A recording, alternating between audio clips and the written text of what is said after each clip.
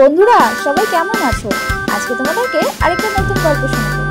গল্পটার নাম হলো বাঘ ও শিয়ালের বুদ্ধির যুদ্ধ। একদিন বনে এক বাঘ ছিল, খুবই গর্বিত। সে ভাবতো, আমি তো জঙ্গলের রাজা, আমাকে সবাই ভয় পায়। সে একদিন হাঁটছিল আর গর্জন করছিল, উহু, আজ কাকে খেয়ে ফেলি। এমন সময় এক চালাক শিয়াল সামনে এসে দাঁড়ালো। বাঘ বলল, তুই, আজ তোকে আমি খেয়ে ফেলবো।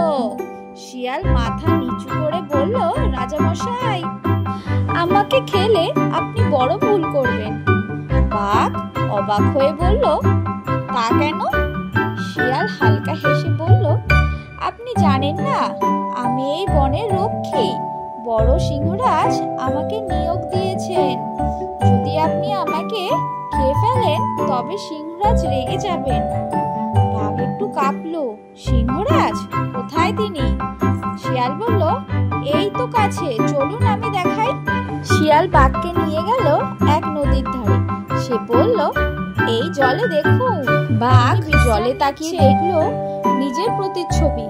সে ভাবলো, ওহ, কি ভয়ঙ্কর মুখ, এ তো সত্যি সিংহরাজ। সে তখন ভয়ে পা গুটিয়ে বলল, আমি তো জানতামই না আপনি এত কাজের প্রাণী, ক্ষমা করে দিন।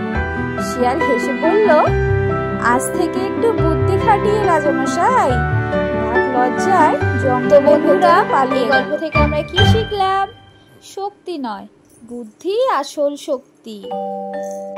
গল্পটা ভালো লেগে থাকলে লাইক করে দিও, কমেন্ট করতে ভুলো না, আর প্লিজ চ্যানেলটা সাবস্ক্রাইব করে দিও।